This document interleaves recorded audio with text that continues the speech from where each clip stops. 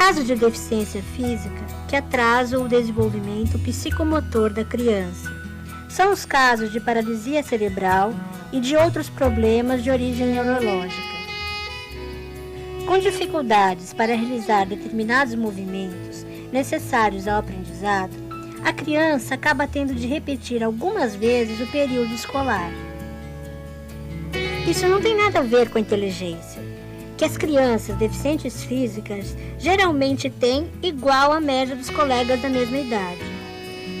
Mas a criança deficiente física precisa mais de apoio e atenção dos professores e pessoas próximas do que as outras crianças. Apoio criativo que ajude a criança a fazer o que as outras fazem, de uma maneira diferente. Agora você vai pegar esse pedacinho e vai fazer uma bolinha. Muitas vezes o processo é lento, até penoso para a criança. Mas depois que elas encontram o jeito delas de fazer o que os colegas fazem, o aprendizado e o desempenho tendem a ficar mais dinâmico.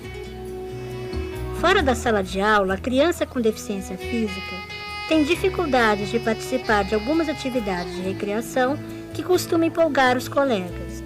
Este é um sinal para que também, nas atividades de recreação e lazer, a criança deficiente seja estimulada a participar, mas de um jeito diferente.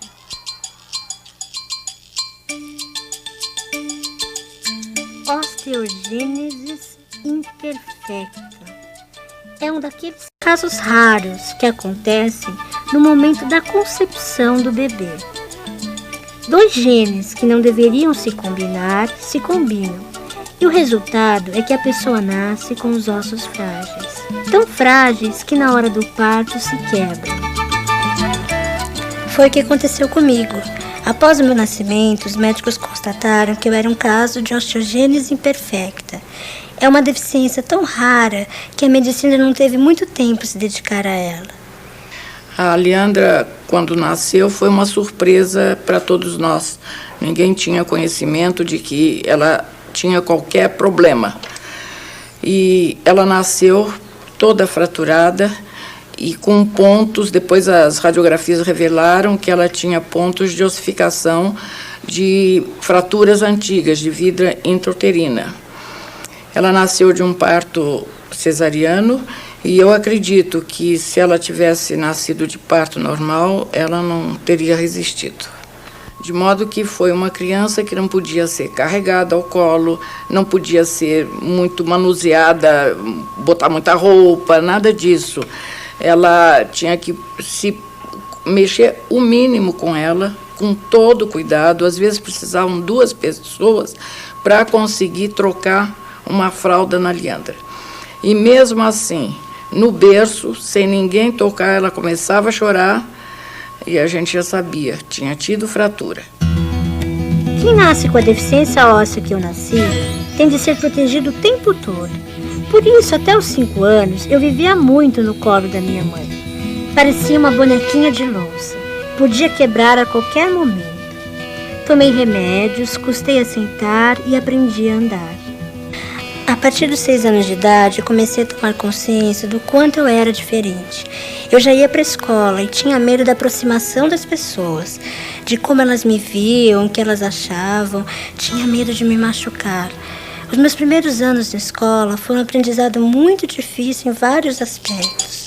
Claro que para mim e para crianças deficientes físicas como eu, o ideal é encontrar uma escola com rampas, portas largas, banheiros adaptados. Claro que nas escolas que estudei não tinha nada disso. Algumas não tinham adaptações e até então nenhum aluno deficiente tinha estudado lá. Em outras, mesmo eu sendo aluna, ninguém pensou em adaptar nada para facilitar minha vida. E muitos outros lugares não estão preparados para pessoas deficientes físicas. Então, eu comecei a entender que teria de enfrentar muitas barreiras para chegar aos meus objetivos. Dos 7 aos 14 anos, eu me recusei a ficar mais independente. Passei a usar cadeira de rodas ou andador para me movimentar.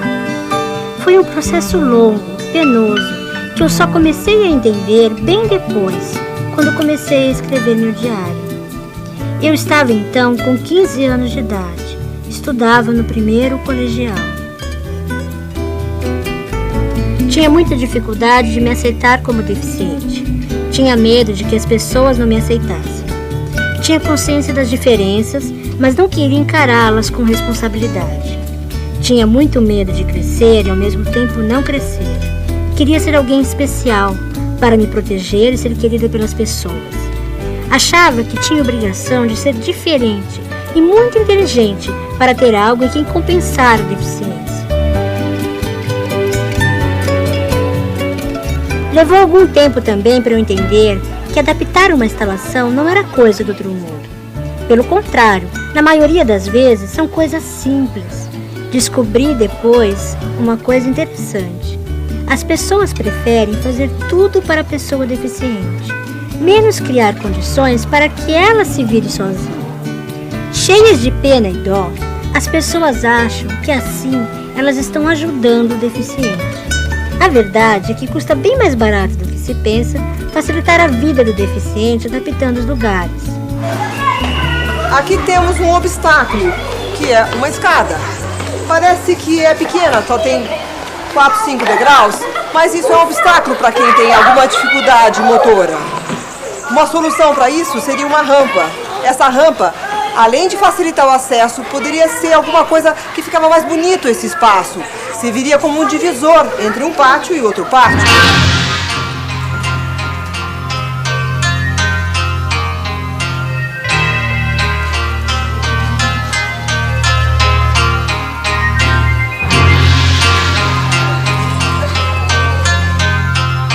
Com todas as críticas e limitações, a escola era e continua sendo muito importante para mim. E tenho certeza de que para toda criança com alguma deficiência. Em contato com outras crianças, ela ganha confiança, de preferência com muitas crianças. E se forem também bem diferentes, melhor. Eu sempre procurei me enturmar e participar de todas as atividades junto com os meus colegas.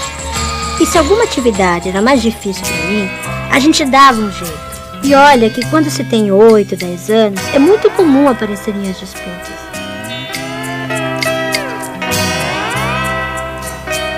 E onde, se não na escola, eu poderia vivenciar tudo isso? Fazer exercícios físicos é muito importante para uma pessoa como eu. Com minha dificuldade em encarar minha deficiência, acabei engordando. Só quando estava para completar 15 anos, resolvi retomar os exercícios. Aprendi a nadar e já participei até de campeonatos. Hoje já é mais fácil encontrar deficientes físicos que praticam esporte. Tem até gente praticando esporte radical.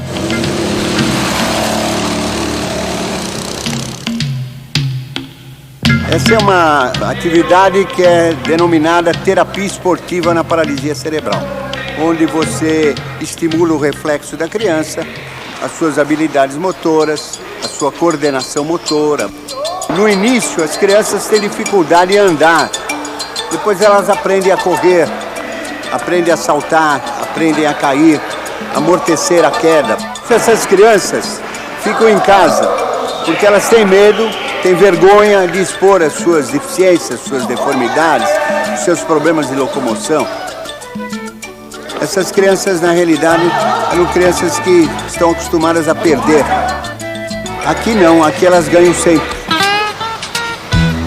A ecoterapia veio ajudar muito na reabilitação de pessoas portadoras de deficiências, principalmente porque o cavalo ele é dotado de movimentos, ritmados, movimento tridimensional que se assemelha muito à pelvis humana durante a marcha.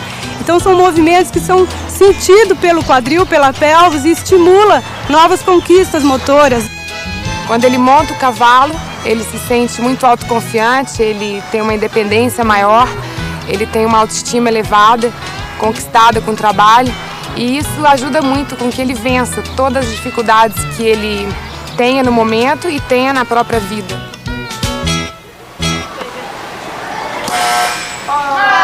Foi também nessa fase da minha vida que eu, minhas amigas e amigos, começamos a ter noção de responsabilidade. Começou aquela história de ter horário para tudo. É uma fase do crescimento que a inteligência se desenvolve e recebe muito estímulo para isso. Estão prontos para aprender leitura, escrita e cálculo. E a memória também é exercitada a todo momento. É uma viagem ao mundo das ideias. Os objetos não estão presentes para serem tocados ou vistos. A gente não fica mais preso ao concreto. Por exemplo, para desenhar uma árvore, não precisa mais ter um modelo à frente. A gente já tem na cabeça a imagem da árvore e pode transpô-la para o papel. Para somar 2 mais 6, não precisa mais contar 8 bolinhas para se chegar ao resultado. Nessa fase, as diferenças entre as crianças deficientes e não deficientes são muito pequenas mesmo. É muito perigoso estabelecermos uma relação desempenho escolar e indivíduo portador de deficiência física. Você pode ter casos de crianças que são portadoras de deficiência física e que não apresentam comprometimento no desempenho escolar. Assim como eu tenho na mesma sala adolescentes que estão com desempenho escolar muito ruim e não portam deficiência nenhuma. Até agora, o acompanhamento da Natália, o rendimento escolar da Natália está sendo normal. O desempenho escolar ele está associado ao processo de aprendizagem e outras variáveis, de escola e família, mas não a deficiência.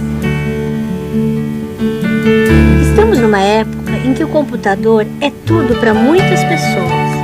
Para mim, foi uma aventura poder mexer nele, escrever minhas poesias, meus textos.